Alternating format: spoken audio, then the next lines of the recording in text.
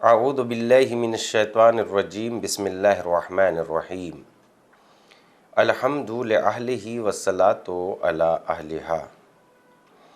آؤ کتاب پڑھیں میں ہم آپ کی خدمت میں حضرت سلیمان علیہ السلام کے حالات زندگی قصص الانبیاء علیہ السلام میں پیش کر رہے تھے، اور گفتگو ہماری پیج نمبر 400 تک پہنچ چکی تھی۔ آج ہماری گفتگو انشاءاللہ حضرت یونس علیہ السلام کے سلسلے میں ہوگی اور پیج نمبر 401 سے شروع ہوتی ہے۔ آئیے شروع کرتے ہیں۔ حضرت یونس علیہ السلام۔ حضرت یونس علیہ السلام خدا کے ایک پیغمبر اور رسول ہیں۔ ان کا اسم مبارک قرآن مجید میں 4 مرتبہ آیا ہے، اور قرآن کا ایک سورہ بھی حضرت یونس علیہ السلام کے نام پر ہے۔ حضرت یونس علیہ السلام بنی اسرائیل کے پیغمبروں میں سے ہیں۔ ان کا زمانہ نبوت حضرت سلیمان کے بعد ہے۔ بعض کے قول ان کا تعلق حضرت ابراہیم علیہ السلام کی نسل سے ہے۔ چونکہ انہوں نے ایک مدت مچھلی کے پیٹ میں گزاری، اس لیے انہیں ذو النون اور صاحب الحوت بھی کہا جاتا ہے۔ آپ کے والد کا اسم گرامی متا ہے، جو عالم زہد اور خدا کے شاکر بندے تھے۔ اسی وجہ سے اللہ تعالیٰ نے حضرت داؤد علیہ السلام پر وحی نازل فرمائی کہ بہشت میں آپ کے ہمسائے جناب متا ہیں۔ حضرت داؤد اور حضرت سلیمان آپ کی زیارت کے لیے بھی گئے، آپ کی بہت تعریف کی، جیسا کہ آپ کا ذکر حضرت داؤد کی داستان میں گزر چکا ہے۔ بعض نے یہ کہا ہے کہ وہ باپ کے لحاظ سے حضرت ہود علیہ السلام کی نسل اور ماں کے اعتبار سے بنی اسرائیل سے تھے۔ حضرت یونس علیہ السلام کا ماجرا انتہائی غم انگیز اور دل کو دہلا دینے والا ہے، لیکن اس کا انجام انتہائی دلچسپ اور شیریں ہے۔ حضرت اپنے مقصد تک پہنچ گئے۔ ان کی قوم نے توبہ کر لی اور ان کی دعوت پر ایمان لے آئی اور ان کی رہنمائی میں ایک اچھی زندگی کی مالک بن گئی۔ حضرت یونس نینوا میں اپنی قوم کے درمیان، بعض کے بقول حضرت یونس علیہ السلام تقریباً 825 سال قبل از میلادی اور سرزمین نینوا پر ظاہر ہوئے۔ نینوا ایک شہر کا نام ہے جو موصل عراق کے قریب یا کوفہ کے اطراف میں کربلا کی جانب تھا۔ کوفے کے نزدیک شط فرات کے کنارے ان کی قبر بنام مرقد یونس معروف و مشہور ہے۔ شہر نینوا کی آبادی 1 لاکھ سے زیادہ افراد پر مشتمل تھی، جیسا کہ سورہ صافات کی آیت نمبر 147 میں مذکور ہے۔ ہم نے یونس کو 1 لاکھ یا اس سے زیادہ لوگوں کی طرف بھیجا ہے۔ نینوا کے لوگ مجسمہ پرست تھے۔ ان کی زندگی کا ہر شعبہ غلط کاریوں اور تباہیوں میں غرق تھا۔ انہیں ایک رہبر اور رہنما کی ضرورت تھی تاکہ ان پر حجت تمام ہو جائے، ان لوگوں کو سعادت و نجات کی طرف دعوت دیں۔ حضرت یونس علیہ السلام وہی پیغمبر اور رہبر تھے کہ اللہ نے جنہیں اس قوم کی طرف بھیجا۔ حضرت یونس علیہ السلام نے اپنی قوم کے اندر وعظ و نصیحت کا سلسلہ شروع کیا اور مختلف پروگراموں کے مطابق انہیں توحید اور خدا یکتا کی طرف بلایا اور ہر قسم کی مجسمہ پرستی سے بچنے اور اس کی تبلیغ کی۔ حضرت یونس علیہ السلام ایک مہربان باپ کے مانند اس گمراہ قوم کو لگاتار وعظ و نصیحت کر رہے تھے، لیکن انہوں نے اپنی حکیمانہ اور دل سوزانہ گفتگو کے مقابلے میں مغالطہ اور اشتباہ پر مبنی باتوں کے سوا کچھ نہ سنا۔ مجسمہ پرست کہتے تھے، ہم کس بنا پر اپنے آباء و اجداد کے دین کو چھوڑ دیں اور سال ہا سال جس دین پر عمل پیرا رہے ہیں اسے ترک کر کے ایک نئے دین کے کیسے معتقد ہو جائیں۔ حضرت یونس مجسمہ پرست اور بے شعور اجسام ہیں، اور یہ بے فائدہ نہ فائدہ دے سکتے ہیں اور نہ نقصان۔ یہ ہرگز خیر کا منشا و منبع نہیں ہو سکتے۔ آپ لوگ ان کی کیوں پرستش کرتے ہو؟ حضرت یونس علیہ السلام ان لوگوں کو جیسا بھی وعظ و نصیحت کرتے وہ بالکل آپ کی نصیحتوں پر کان نہ دھرتے، اور ان لوگوں نے حضرت کو اپنے آپ سے دور رکھا اور آپ کی کوئی پرواہ نہیں کی۔ حضرت یونس 30 سال کی عمر میں نینوا گئے اور دعوت حق کا آغاز 33 سال ہدایت کرتے رہے، لیکن اس طویل عرصے میں 2 لوگوں سے زیادہ کوئی آپ کی باتوں پر ایمان نہیں لایا۔ ان میں سے ایک حضرت یونس علیہ السلام کے قدیم دوست اور علم نبوت کے خاندان سے تعلق رکھنے والے جناب روبیل تھے، اور دوسرا ایک عابد و زاہد شخص جس کا نام تنوخہ تھا۔ وہ علم و دانش سے بہت زیادہ مالا مال تھا۔ جناب روبیل بھیڑ بکریاں چراتے تھے، لیکن تنوخہ ایندھن اکٹھا کر کے فروخت کرتا اور زندگی کے اخراجات پورے کرتا تھا۔ حضرت یونس علیہ السلام اپنی قوم کی راہ حق اور ہدایت سے مایوس مایوس ہو چکے تھے اور ان کا کاسۂ صبر لبریز ہو چکا تھا۔ انہوں نے خدا سے شکایت کی اور عرض کیا، خدایا 33 سال کا عرصہ گزر چکا ہے تو اس نے مجھے اس قوم کی ہدایت کے لیے بھیجا۔ میں نے انہیں دعوت توحید اور تیرے عذاب سے ڈرایا اور 33 سال تک ان لوگوں کے اندر رہ کر مبارزہ کیا، لیکن ان لوگوں نے ہمیشہ مجھے جھٹلایا اور میرے اوپر ایمان نہیں لائے۔ حضرت یونس علیہ السلام نے خدا کی بارگاہ میں قوم کے لیے عذاب کا تقاضا کیا اور ان پر نفرین کی اور اس بارے میں اصرار کیا۔ آخر کار اللہ تعالیٰ نے حضرت یونس علیہ السلام پر وحی نازل کی کہ وہ 15 شوال بروز بدھ طلوع خورشید کے بعد یعنی سورج کے طلوع ہونے کے بعد اس قوم پر اپنا عذاب نازل کرے گا اور اس بات کا قوم کے اندر اعلان کر دیں۔ حضرت یونس علیہ السلام بہت خوش ہوئے اور تنوخہ کے پاس گئے اور عذاب اور اس کے وقت کے بارے میں بتایا۔ پھر کہا، آؤ چلیں اور اس ماجرے کی اطلاع لوگوں کو بھی دے دے۔ تنوخہ عابد جو ان لوگوں سے تنگ آ چکا تھا نے کہا، ان لوگوں کو ان کے حال پر چھوڑ دیں تاکہ عذاب ان لوگوں کو اچانک لے لیں۔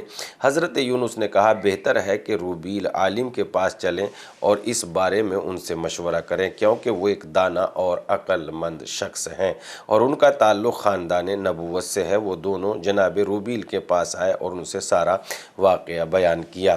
جناب روبین نے حضرت یونس علیہ السلام سے کہا، خدا کی بارگاہ میں رجوع کریں اور التماس کریں کہ یہ عذاب کہیں اور لے جائے کیونکہ اللہ تعالیٰ ان پر عذاب نازل کرنے سے بے نیاز ہے اور وہ اپنے بندوں پر مہربان ہیں۔ لیکن تنوخہ عابد روبیل کے برعکس مسلسل حضرت یونس علیہ السلام کو عذاب نازل کرنے پر ترغیب دلا رہا تھا۔ جناب روبین نے تنوخہ سے کہا، چپ رہو، تم ایک انجان عابد ہو۔ اس کے بعد جناب روبین نے حضرت یونس علیہ السلام کے پاس آئے اور ان سے بار بار کہا کہ خداوند متعال سے گزارش کریں کہ وہ اس عذاب کو واپس پلٹا دیں، لیکن حضرت یونس علیہ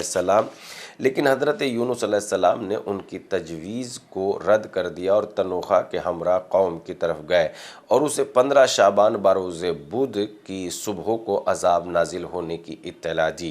لوگوں نے حضرت یونس اور تنوخہ کے ساتھ بڑا سخت برتاؤ کیا۔ جناب یونس کو سختی سے شہر سے باہر نکال دیا۔ حضرت یونس تنوخہ کے ہمراہ شہر سے باہر چلے آئے تاکہ اس سرزمین سے دور ہو جائیں، لیکن جناب روبیل قوم کے اندر باقی رہے۔ حضرت یونس کا ترک اولا کرنا اور مچھلی کے پیٹ میں چلے جانا۔ حضرت یونس علیہ السلام کا حق بنتا تھا کہ وہ ناراحت ہوئے کیونکہ انہیں 33 سال تک اپنی قوم کی ہدایت کی، صرف 2 آدمی آپ پر ایمان لائے، اس وجہ سے وہ بطور کلی ان سے نا امید ہو چکے تھے۔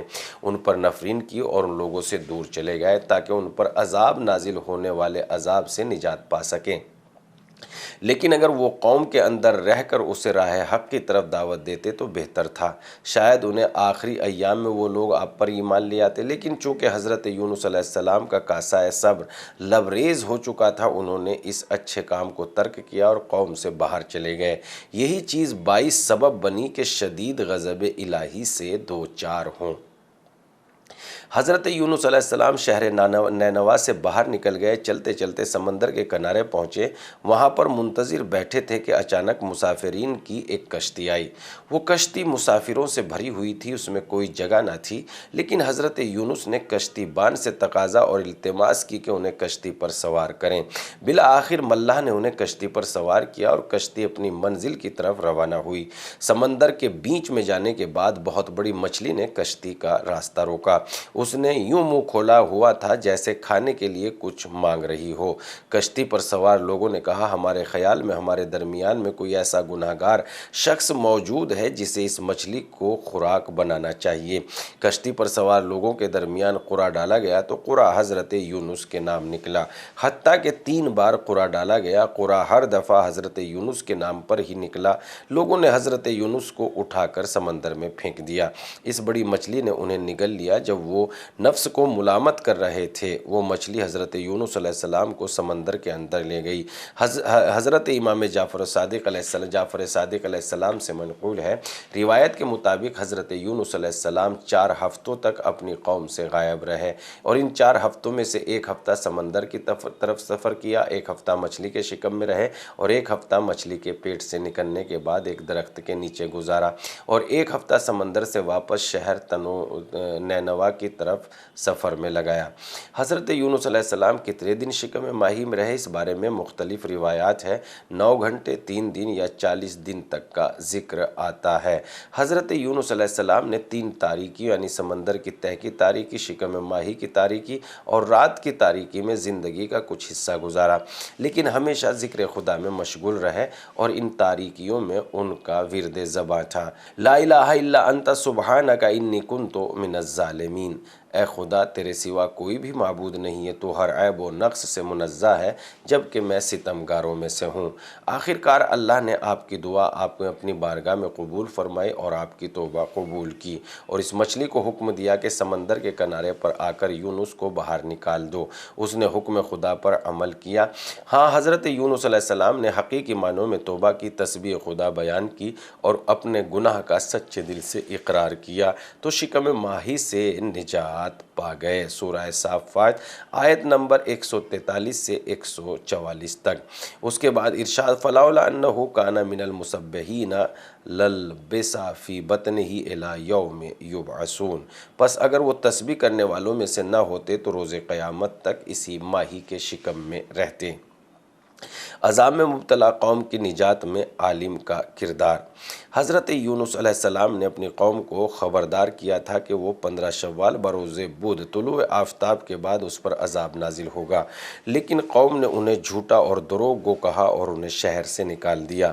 وہ بھی تنوخہ عابد کے ہمراہ شہر سے باہر چلے گئے، لیکن روبیل جو خاندان نبوت کے عالم و دانشور تھے وہ قوم کے درمیان میں موجود رہے۔ جب شوال کا چاند نکلا تو جناب روبیل پہاڑ کی بلندی پر گئے اور بلند آواز سے لوگوں کو مطلع کیا، اے لوگو، عذاب کا دن قریب آ چکا ہے، میں تمہارے بارے میں دل سوز اور مہربان ہوں، ابھی تمہارے پاس وقت ہے، آؤ توبہ و استغفار کر لو تاکہ اللہ اپنا عذاب تمہارے سروں سے ٹال دیں۔ جناب روبیل کی تبلیغ کا لوگوں پر اثر ہوا اور ان کے پاس گئے اور کہا کہ ہم جانتے ہیں کہ آپ ایک حکیم و عالم اور دل سوز شخص ہے، آپ کی نظر میں آپ ہمیں کیا کرنا چاہیے ہم پر عذاب نازل نہ ہو۔ جناب روبین نے کہا، بچوں کو اپنی ماؤں سمیت، اس طرح حیوانات کو ان کے بچوں سمیت بیابان میں لے آئے اور انہیں ایک دوسرے سے علیحدہ کریں۔ جب آپ لوگ مشرق سے آنے والے طوفان دیکھیں تو سب کے سب بلند آواز سے گریہ و زاری شروع کر دیں اور التماس و التجا کرتے ہوئے توبہ کریں، نیز خدا سے اس کی رحمت شامل حال ہونے کا تقاضا کریں۔ سب لوگوں نے جناب روبیل کی بات قبول کی۔ جس وقت عذاب الہی کی علامتیں ظاہر ہونے لگی تو ان لوگوں نے گریہ و زاری کرنا شروع کیا اور خدا کی بارگاہ میں معافی مانگنا شروع کی۔ طلوع آفتاب کے وقت ان لوگوں نے اچانک دیکھا کہ زور طوفان انتہائی تیزی سے چلنا شروع ہو گیا ہے۔ انسان، حیوان، چھوٹے چھوٹے سے لے کر بڑے بڑے تک سب نالہ و شیون اور استغفار اور استغاثہ کرنے لگے، گویا کہ سب انسانوں نے حقیقی طور پر توبہ کر لی تھی۔ جناب روبین نے بھی ان لوگوں کی گریہ و زاری سنی اور دعا کی، اے پروردگار، اس قوم سے اس عذاب کو برطرف فرما۔ اللہ تعالیٰ نے ان کی توبہ قبول کی اور حضرت اسرافیل کو حکم دیا کہ اس عذاب کو پہاڑوں کی طرف لے جا۔ جس وقت لوگوں نے دیکھا کہ ان کے سر سے عذاب ٹل چکا ہے تو خدا کی حمد و ثنا کرنے اور اس کا شکر بجا لانے میں مصروف ہو گئے۔ حضرت یونس علیہ السلام تنوخہ کو جمعرات کے دن عذاب کے برطرف ہونے کا ماجرا معلوم ہوا تو حضرت یونس علیہ السلام نے نوا سے دور سمندر کی طرف چلے گئے۔ آخر کار کشتی پر سوار ہوئے، بڑی مچھلی نے انہیں نگل لیا۔ یہ سارا واقعہ پہلے نقل ہو چکا ہے۔ تنوخہ عابد شہر واپس پلٹ آیا اور جناب روبین نے کہا، میں نے خیال کیا تھا کہ عبادت کی وجہ سے آپ پر فضیلت رکھتا ہوں، لیکن اب سمجھا ہوں کہ علم کے ہمراہ تقوی علم کے بغیر زہد و تقوی سے بہتر ہے۔ اس کے بعد وہ عالم اور عابد دونوں دوست بن گئے اور اپنی قوم کے اندر رہ کر اسے ہدایت اور نصیحت کرنے لگے۔ حضرت یونس کا شکم ماہی سے نجات پا کر قوم کی طرف پلٹنا۔ جس وقت حضرت یونس علیہ السلام شکم ماہی میں قید ہو گئے تو اسی جگہ خدا سے لو لگئی اور توبہ کی۔ اللہ تعالیٰ نے مچھلی کو حکم دیا کہ ساحل سمندر پر جا کر یونس کو باہر اگل دے۔ حضرت یونس علیہ السلام ایک بے بالوں پر نوزاد بچے کی مانند شکم ماہی سے باہر آئے۔ ان کی حالت یہ تھی کہ وہ اپنی جگہ سے حرکت نہیں کر سکتے تھے۔ ان پر خدا خدا کا لطف ہوا، اللہ تعالیٰ نے ساحل سمندر پر کدو کی بیل اگائی۔ حضرت یونس علیہ السلام اس کے سائے میں زندگی بسر کرتے اور مسلسل ذکر خدا میں مشغول رہتے۔ آہستہ آہستہ آپ کی صحت لوٹ آئی۔ اس وقت اللہ تعالیٰ نے ایک کیڑا بھیجا جس نے کدو کی بیل کی جڑیں کھا لیں، جس کے نتیجے میں کدو کی بیل خشک ہو گئی۔ اس بیل کا سوکھ جانا حضرت یونس علیہ السلام کے لیے بہت ہی زیادہ دکھ دینے والا تھا۔ وہ بہت مغموم ہوئے۔ خداوند قدوس نے ان پر وحی نازل فرمائی اور کہا، اس قدر کیوں دکھ اور غم زدہ ہو؟ آپ نے عرض کیا، میں کدو کی اس بیل کے سائے میں استراحت کرتا تھا، آرام کرتا تھا۔ آپ نے اس پر کیڑے کو مسلط کر دیا جو اس کی جڑ کھا گیا اور وہ خشک ہو گئی۔ خداوند متعال نے فرمایا، آپ ایک ایسے پودے کے خشک ہونے پر اس قدر غم زدہ ہو جسے نہ تو آپ نے کاشت کیا اور نہ ہی اسے پانی دیا، لیکن 1,00,000 سے زیادہ لوگوں پر عذاب نازل ہونے سے مخزون یعنی مغموم نہیں ہوئے۔ آپ کو معلوم ہونا چاہیے کہ اہل نینوا ایمان لا چکے ہیں اور پرہیزگاری کا راستہ اختیار کر چکے ہیں۔ ان لوگوں سے عذاب برطرف ہو چکا ہے، پس ان کے درمیان واپس چلے جاؤ۔ ایک اور نقل کے مطابق یوں کہ کدو کی بیل خشک ہونے سے جناب یونس بہت ناراحت اور مغموم ہوئے۔ خداوند متعال نے ان پر وحی نازل فرمائی، اے یونس، 1,00,000 سے زیادہ لوگوں پر عذاب کی وجہ سے آپ کے دل کو کوئی صدمہ نہیں پہنچا، لیکن 1 گھنٹے کے دکھ کے سامنے اپنی طاقت کھو بیٹھے ہو۔ حضرت یونس اپنی خطا کی طرف متوجہ ہوئے اور بارگاہ پروردگار میں ان لفظوں میں کہا، یا رب عفوک، یا رب عفوک، پروردگارا تیری عفو بخشش کا طلبگار ہوں۔ حضرت یونس علیہ السلام نینوا کی جانب روانہ ہوئے۔ جب نینوا کے قریب پہنچے تو شہر میں داخل ہونے سے شرم آ رہی تھی۔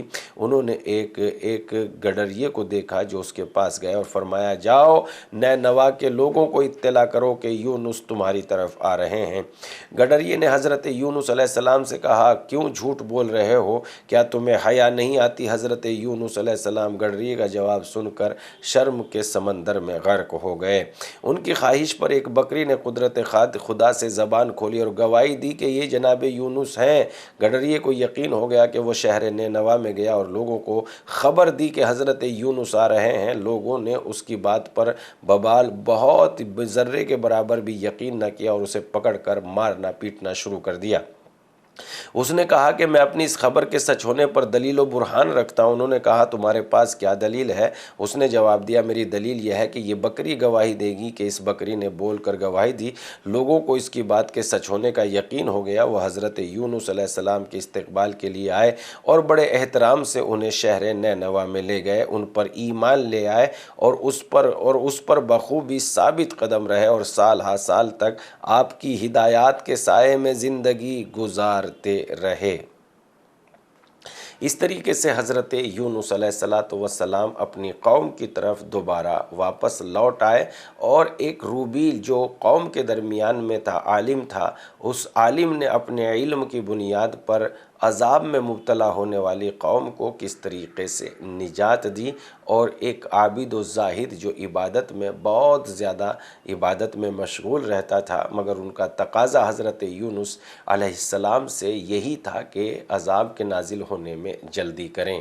پس پتہ لگا کہ علم ہمیں یقیناً غور و فکر سکھاتا ہے، اور علم ایک چراغ ہے جو خود کو بھی منور کر دیتا ہے اور سارے جہان کو بھی روشن کرتا ہے۔ اس سلسلے میں ہمیں خوب غور کرنا چاہیے اور علم حاصل کرنے میں جستجو کرنی چاہیے اور اپنے بچوں کو علم دین اور علم دنیا سے مالا مال کرنا چاہیے۔ ہماری اس گفتگو کو لوگوں تک بھی پہنچاتے رہیے تاکہ ہمارا یہ پیغام اور یہ تاریخ انبیاء تمام لوگوں کی خدمت میں پہنچ جائے، اور جتنا لوگ علم حاصل کرتے چلے جائیں گے انشاءاللہ اللہ کی جانب سے آپ کو نیکیوں اور خوبیوں میں اللہ کے طرف سے اعمال نامے میں اضافہ ہوتا رہے گا۔ آئیے بس آج آؤ کتاب پڑھیں میں حضرت یونس علیہ السلام کے واقعات اور حالات میں بس اتنا ہی۔ ہماری گفتگو پیج نمبر 408 پر آج تمام ہو رہی ہے۔ ہم پھر آپ کی خدمت میں حاضر ہوں گے حالات انبیاء علیہ السلام کے ساتھ۔ تب تک کے لیے آپ دیکھتے رہیے آؤ کتاب پڑھیں۔ والسلام علیکم ورحمۃ اللہ۔